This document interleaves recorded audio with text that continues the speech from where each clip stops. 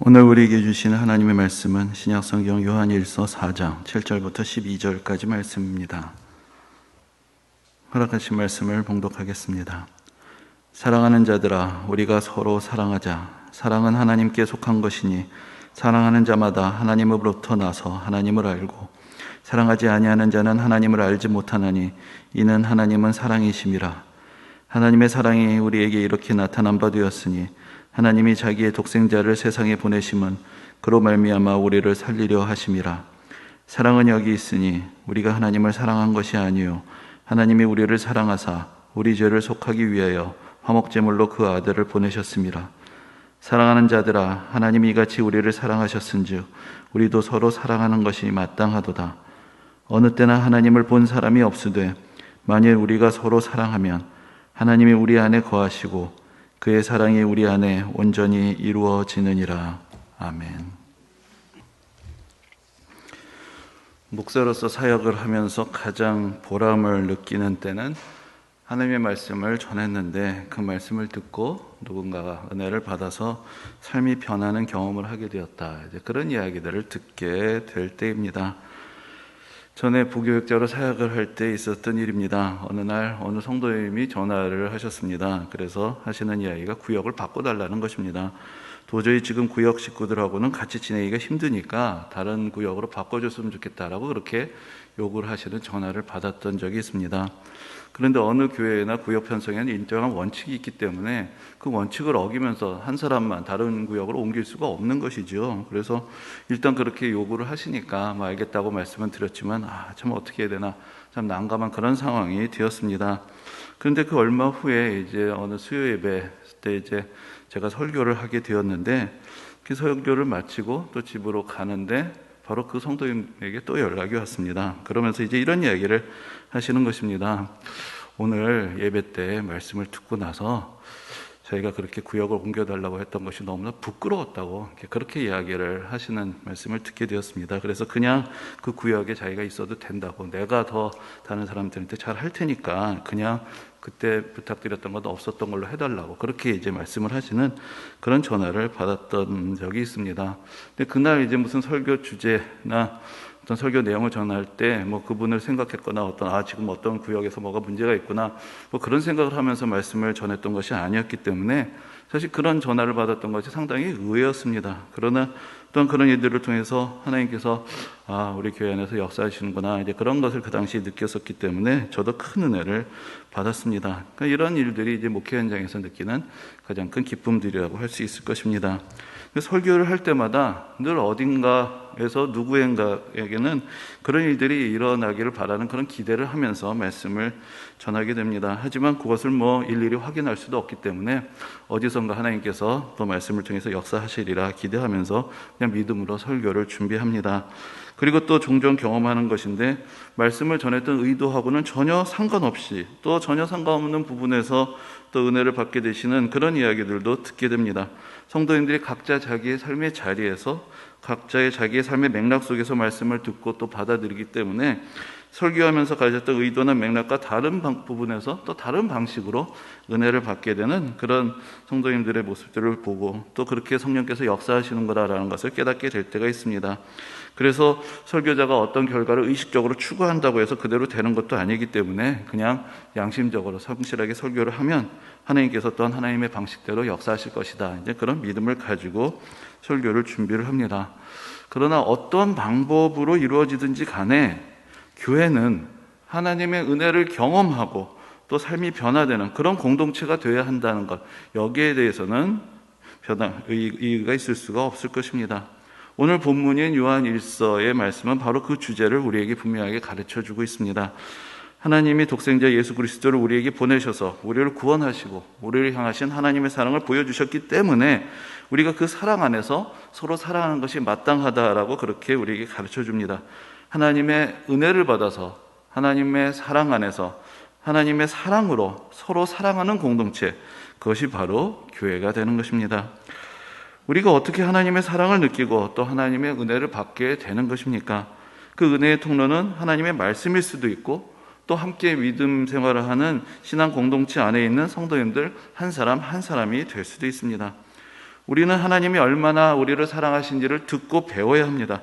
그러나 또한 우리는 공동체를 통해서 하나님의 사랑을 지닌 성도님들이 우리에게 베풀어 주시는 그 사랑을 경험하고 그런 사랑의 모범을 보면서 그 사랑이 진실이라는 것, 성경에 기록되어 있는 그 사랑의 이야기가 진실이라는 것을 깨닫게 되는 것입니다.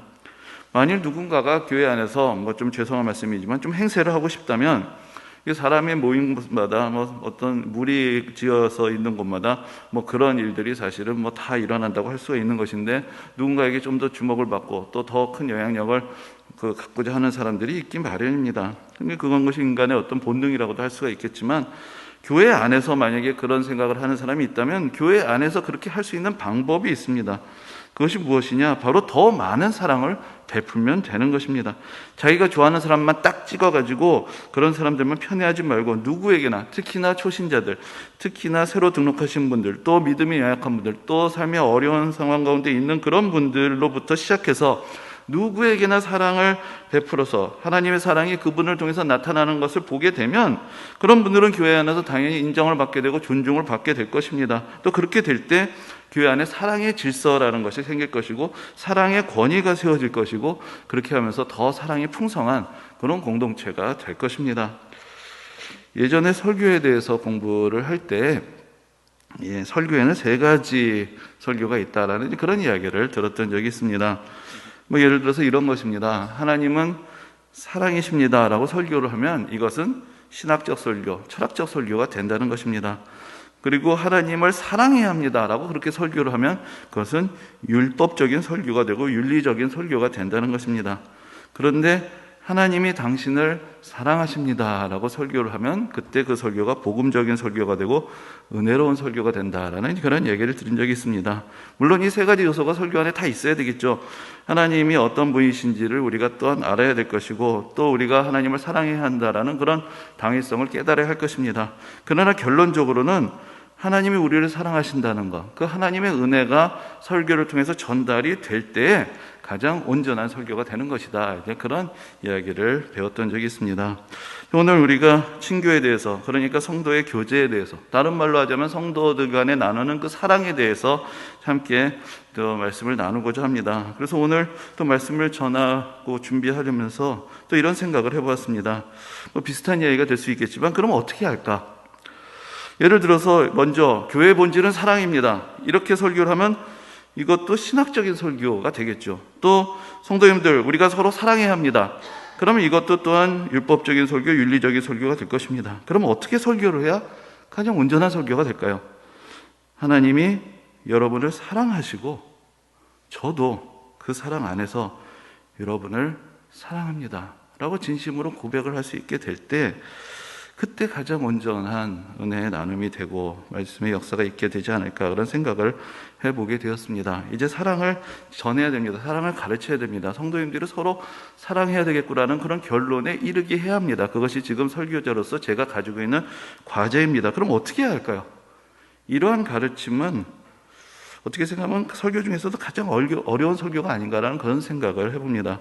가장 완전한 가르침은 삶으로 가르치는 것이다. 그런 이야기가 있습니다. 설교자도 공동체 안에 있는 일원이기 때문에 제3자로 빠져서 남 이야기하듯이 할 수 없습니다. 결국은 사랑하는 사람으로서 사랑하는 사람들에게 사랑에 대해서 이야기할 때 그 설교가 지식의 전달이나 위선이 아니라 진정으로 사랑을 전달하는 그런 설교가 될 수가 있기 때문입니다. 그래서 그런 면에서 어느 때보다도 오늘 말씀을 준비하는 것은 상당히 반성적인 그런 시간이 되었습니다. 하나님의 사랑을 가르치는 것, 하나님의 사랑을 깨닫게 하고, 그래서 결국은 그 사랑 안에서 서로 사랑하는 공동체를 이루어가는 것이 교회의 핵심이라면, 그 가운데는 늘 하나님의 사랑 안에서 하나님의 사랑을 전해주는 사람들, 말씀으로 뿐만 아니라 삶을 통해서 하나님의 사랑을 전하고 느끼게 해주는 그런 사람들이 있어야 합니다. 모든 가르침과 배움이 그렇지만 사랑은 더더군다나 어떤 지식을 전달하거나 또한 사랑하라고 윽박을 지른다고 될 수 있는 일은 아니기 때문입니다. 사랑을 받고 사랑을 경험하면 자연스럽게 사랑을 하게 됩니다. 그런데 문제는 인간으로서는 사랑을 하는데, 다른 사람들을 사랑하는데 한계가 있기 마련이고, 그래서 늘 자기와 가까운 사람을, 자기와 좋아해 주는 사람, 자기하고 뭔가 동질적인 사람들의 그룹 안에 머물면서 사랑도 그 안에 한정을 시키려는 그런 경향을 가지고 있습니다. 그런데 바로 교회의 문제라는 것은 그런 경향성에 기본적으로 배치된다는 데 있는 것이죠. 교회는 사랑을 해야 한다. 누구든지 아무 조건 없이 사랑해야 된다는 그런 당위성 안에 있기 때문에 서로를 향한 사랑에 대한 기대와 요구가 큽니다. 그래서 오히려 다른 공동체에서는 기대하지 않았을 사랑을 기대하다가 더 상처를 받게 되는 일들이 벌어지는 것입니다. 교회 안에서는 은연중에 더 큰 관심과 사랑과 위로를 기대하게 되는데 그런 기대가 채워지지 않았을 때 사람들이 시험에 들게 되고 또 서로에 대해서 상처를 받게 되는 것입니다. 그러나 여러분, 이러한 교회 안에 있는 이 사랑의 당위성 안에서 사랑을 요구하는 이면에는 사실은 우리 자신이 먼저 사랑을 하는 사람이 되어야 한다라는 또 다른 차원이 있다는 것을 우리가 늘 잊어서는 안 되는 것입니다. 교회 안에서 종종 이런 이야기들이 있습니다. 너무 사람들이 끼리끼리 모인다, 너무 교회가 냉랭하다, 새로운 사람에게 관심이 없다, 이런 이야기들이 있을 때가 있습니다. 이때 사실은 사랑이 없는 두 사람이 존재하는 것이죠. 사랑을 넉넉히 베풀지 못하는 사람과 또한 그런 사람을 이해하고 사랑해 주지 못하는 또 다른 사람이 있는 것입니다. 어느 한쪽이라도 넉넉한 사랑을 가지고 있었다면 그런 이야기가 나오지 않고 그런 문제들이 발생하지 않았겠죠. 우리 자신에겐 사랑이 부족합니다. 그러므로 우리에게는 또 다른 사랑의 원천이 필요합니다. 사도 요한이 오늘 요한 1서를 통해서 우리에게 가르쳐 주는 것처럼 우리 안에는 본래 사랑이 없는데 하나님께서 살아계시고 또 우리를 사랑하시고 또 우리에게 사랑의 원천이 되어 주실 때 그때 우리는 그 사랑으로 서로 사랑할 수가 있는 것입니다. 거꾸로 말하자면 성도들 간의 사랑을 통해서, 성도들 간의 사랑의 나눔과 그 사랑의 경험을 통해서 하나님이 살아계시는구나 라는 것을 알게 되고 성경이 우리에게 가르쳐주는 모든 이야기들이 진실이구나, 진리구나 라는 것이 입증이 되는 것입니다. 만약에 그게 아니라면 성경 속에 있는 모든 이야기는 그냥 판타지에 지나지 않을 것입니다. 그저 사람들이 기대하고 바라는 바는 될 수 있어도 그것이 실천될 수 없는, 진실이 될 수 없는 그런 이야기가 될 뿐입니다. 우리가 지난 시간에 봉사에 대한 말씀을 나누었지만 교회가 이 세상 속에서 섬기는 공동체로 존재하기 위해서는 먼저 하나님의 사랑 안에서 서로 깊이 사랑하는 그런 공동체가 되어야 하고 그 사랑 안에서 사랑의 힘을, 사랑의 에너지를 가득 채울 수 있어야 합니다. 그렇게 될 때 교회 공동체 자체가 은혜가 넘칠 것이고 또 모든 교회 사역을 감당하기에 부족함이 없는 그런 교회가 될 것입니다. 이번에 설교를 준비하면서 먼저 주보를 만들고 그 본문을 정합니다. 그러면서 이제 설교 본문을 요한 1서로 잡게 되었는데 어젯밤에 계속해서 설교를 준비하게 되면서 계속해서 마음을 울리는 또 다른 말씀이 있었습니다. 그 말씀이 빌립보서 1장 7절과 8절의 말씀이었습니다. 제가 잠시 읽어드리겠습니다. 내가 너희 무리를 위하여 이와 같이 생각하는 것이 마땅하니 이는 너희가 내 마음에 있음이며 나의 매임과 복음을 변명함과 확정함에 너희가 다 나와 함께 은혜에 참여한 자가 됨이라. 내가 예수 그리스도의 심장으로 너희 무리를 얼마나 사모하는지 하나님이 내 증인이시니라. 이런 말씀입니다. 근데 이 말씀 가운데 특히 7절에서 너희가 내 마음에 있다라는 이 말씀이 계속해서 생각이 났습니다. 사도 바울에게 있어서 이 서신이라는 것은 어떤 면에서 보면 비대면으로 성도들과 교제하는 그런 방식이었습니다. 만나고 싶어도 만날 수 없는 사람들을 사랑하고 그리워하면서 서신을 기록했던 것입니다. 특히나 빌립보서는 사도 바울의 빌립보 교회 성도들을 향한 사랑이 가장 진하게 묻어있는 그런 서신이라고 이야기를 합니다.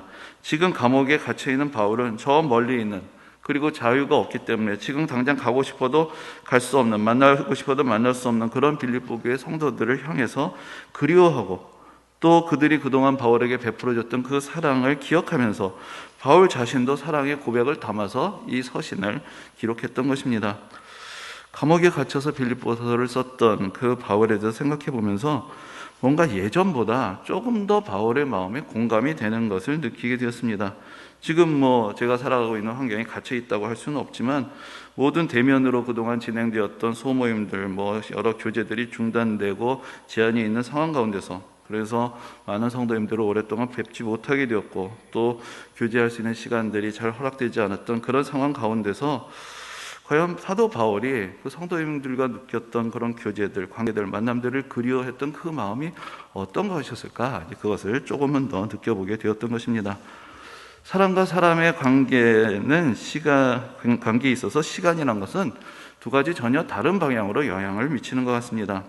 뭐 영어로 속담이 out of mind, out of sight, out of mind 이런 말이 있죠. 그래서 시간이 지나면서 잊혀지는 그런 관계도 있습니다. 그러나 그 반대로 시간이 지날수록 더욱더 그리워지는 그런 관계들도 있습니다. 오늘 말씀을 준비하면서 그리움이라는 단어가 또 앞에서 봉독해드린 또 빌립보서의 말씀과 함께 계속 마음에 떠오르는 것을 느끼게 되었습니다. 여러 성도님들과 대면하여 보지 못한 지 오랜 시간이 지났습니다. 제한된 인원 때문에 오고 싶어도 오지 못하시는 분들도 계실 것이고, 또 교회를 사랑하는 마음으로 오신 분들하고도 잠시 대면하는 것 위에 다른 모임들 만남을 가지는 것이 참 어려운 그런 상황 가운데 있습니다. 그동안 여러 가지 제약이 있어서도 어쨌든 대면, 비대면으로 예배는 계속 드려졌기 때문에 우리가 굳이 나눠서 이야기하자면 하나님과의 관계를 우리가 서로 유지하는 데는 일정한 방법들이 있었겠지만, 성도님들과의 상호 간의 관계에서 또 많은 어려움이 있고, 또 저도 성도님들과의 관계를 이어가는데 또 예전과는 다른 그런 많은 제한과 답답함이 있습니다. 그런 대면적인 소모임이 금지가 되고 또 교회 친교 모임들이 중단되어 있는 가운데서 참 그전에 우리가 누렸던 그런 사랑에 대해서 다시 한번 생각해 봅니다. 사실 개인적으로 말씀을 드리자면 저는 조금은 인간관계에서 좀 거리가 있는 편입니다. 언제부터인가 딱히 단짝이라고 할 만한 친구도 없고, 그렇다고 누구를 딱히 싫어하거나 멀리할 이유도 없는 그런 삶, 그런 스타일로 살아갑니다. 그래서 그냥 여러 사람하고 두루두루 별 문제 없이 살아가는 이제 그런 스타일이라고 할 수 있는데, 그러다 보니까 어렸을 때는 안 그랬던 것 같은데, 아무튼 시간이 지나면서 점점 이제 그런 스타일이 굳어지고, 그래서 또 영어 표현을 한번 또 쓰자면은 everybody's friend is nobody's friend, 그런 이야기가 이게 딱 나의 얘기구나, 그렇게 생각이 되는 그런 느낌을 많이 받습니다. 그런데 최근에 이렇게 팬데믹으로 사회적인 거리두기로 또 사람과의 관계가 멀어지게 되는 것을 느낄 때 뭔가 사람에 대한 그리움, 그런 것들을 조금 더 깊이 느끼게 되었습니다. 사실 원래 오늘은 특별하게 언급을 하지 않으려고 했는데 주제가 주제다 보니까 또 다시 한번 생각을 하게 돼서 잠깐 말씀을 드리면은, 저는 매년 10월 둘째 주가 되면 또 올해도 이렇게 은혜롭게 지나갔구나라는 그런 생각을 하고 카운트를 하는 기점이 됩니다. 왜냐하면은 제가 우리 교회 담임으로 부임을 해서 처음으로 설교를 했던 때가 10월 둘째 주이기 때문에 매년 10월 둘째 주가 되면 또 올해 하나님께서 또 은혜로운 한 해를 주셨구나라는 것을 생각하게 됩니다. 오늘로 딱 만 9년이 지났는데, 그동안 제가 딱히 무슨 바깥 활동이 있었던 것도 아니고 또 딱히 친하게 지내는 친구들이 있는 것도 아니고, 그냥 그 대부분의 저의 인간관계, 저의 생활, 저의 시간은 다 우리 현대교회 안에서 이 본당과 교육관 안에서 대부분 다 이루어졌습니다. 한 주간에 저의 삶이란 것도 주일 예배, 새벽 기도, 수요 예배, 화요반, 목요반 성경 공부 다 이런 것으로 흘러가는 것이고, 봄의 나들이, 가을의 소풍, 여름의 해외 선교, 이러면서 성도님들이 제 친구고 또 지인이고 또 여러 가지 공동체 일원이고, 그러면서 그냥 그동안의 세월들을 계속 살아왔던 것이죠. 그런데 이제 이런 일들이 점점 중단이 되고 또 제한이 되고 또 비대면으로 돌아가면서 이제 또 많은 시간이 흐르다 보니까 한편으로는 허전함도 더 커지고 또 한편으로는 그리움이라는 것이 점점 커지는구나라는 그런 생각들을 해보게 됩니다. 함께 예배드리고 함께 성경 공부하고 함께 선교활동하고 함께 교제하던 그런 기억들, 그런 것들이 참 소중한 시간이었다는 것을 다시 한번 느끼게 되는 것입니다.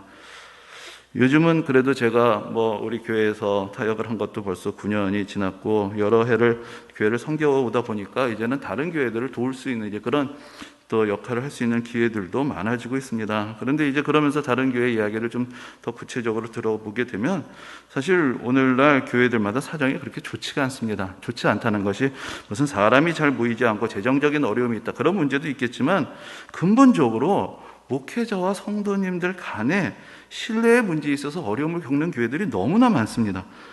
한 목회자가 한 교회에서 정년까지 사역을 하려면 위임을 받는 과정을 거쳐야 되는데, 이제는 위임을 받고 정년까지 사역을 하도록 신뢰를 받는 그런 목회자를 찾아보는 것이 그렇게 쉽지 않은 그런 시대가 되었습니다. 지금의 상황은 어떤 면에서는 이전 시대에 목회자들이 너무나 큰 힘을 가지고 교회를 좌지우지했던 그런 폐해의 결과라고 할 수가 있을 것입니다. 그래서 새로운 변화가 교회들마다 이루어지고 있고 새로운 관계의 설정이 이루어지고 있는 것인데, 그 가운데서 서로 사랑하고 신뢰하는 관계가 이루어지기보다는 여러 가지 제도를 만들고 제약을 하고 제한을 두고 그렇게 하면서 일종의 힘겨루기를 하는 그런 모습들을 많이 보게 됩니다. 최근에 종종 이런 일들에 대해서 다른 교회 목사님들하고 이야기를 하는 기회들이 있습니다. 그런데 그럴 때마다 참 그 목사님들한테 상당히 죄송하게도 제가 별로 할 얘기가 없구나라는 것을 새삼 느끼게 됩니다. 그러면서 저는 그동안 어떤 과정을 거쳤는가, 우리 교회에서 제가 경험했던 일들을 다시 한번 생각해 봅니다. 저에게도 청빙의 과정이 있었고 또 위임의 과정이 있었습니다. 그런데 너무나 그 과정들이 다 은혜롭게 진행이 되었습니다. 박수치고 만장일치로 다 그렇게 진행해 왔는데, 이것이 오늘날 이런 교회를 찾아보는 것이 정말로 어려운 것이구나, 이제 그것을 알게 됩니다. 그러면서 정말로 부족한 사람을 성도님들이 너무 많이 이해해 주시고 용납해 주시고 사랑해 주셨구나, 정말로 우리 교회는 달랐구나라는 것을 느끼게 됩니다. 우리 교회도 상처가 많은 교회였습니다. 그런데 그 아픔과 상처를 목회자에 대한 사랑과 신뢰로서 베풀어 주었구나, 그래서 그 어려움에서 우리가 벗어날 수가 있게 되었다, 이제 그것을 다시 한번 느끼게 되었고, 정말로 하나님의 은혜가 우리 가운데 있어서 이 모든 것들을 치유하시고 새롭게 해주셨구나, 그 안에서 내가 참으로 큰 사랑을 받았구나라는 것을 다시 한번 느끼게 되었습니다. 그러면서 이 9년이라는 시간이 흐르게 된 것입니다. 사실 원래 설교를 준비할 때 처음 생각했던 것은 앞으로 친교의 미래니까 이제 온라인, 오프라인 여러 가지 복잡한 기술적인 일들이 벌어지게 되었죠. 그래서 앞으로 교회 안에서의 교제가 어떤 방식으로 이루어질 것인가, 좀 기술적인 이야기들, 방법론적인 이야기들을 좀 많이 해야 되겠다, 그런 생각을 했었습니다. 그런데 말씀을 준비하면서 또 요한일서의 말씀, 또 빌립보서의 말씀을 다시 생각해 보면서 그게 아니구나,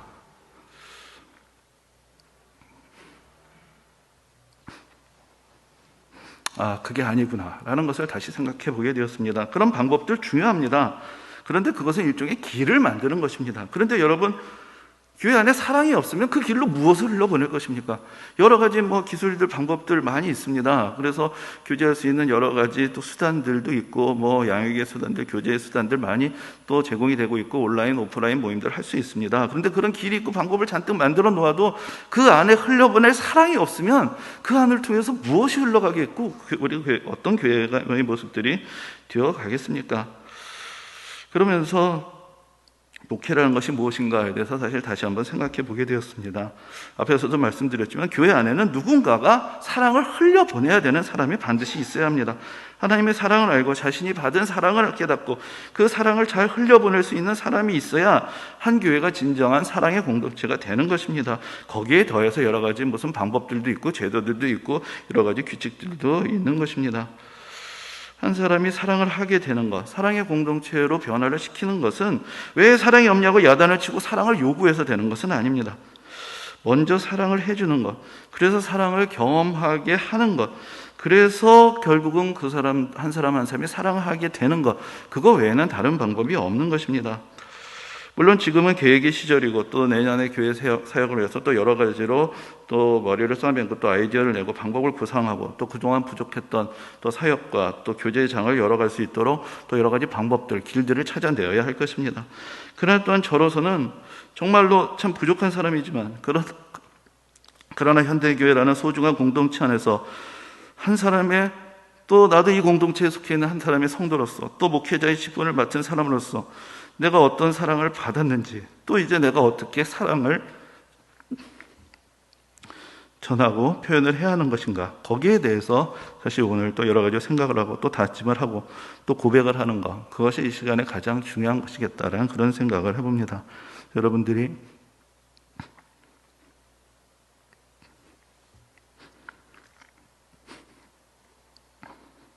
여러분들이 저에게 많은 사랑을 베풀어 주신 것에 대해서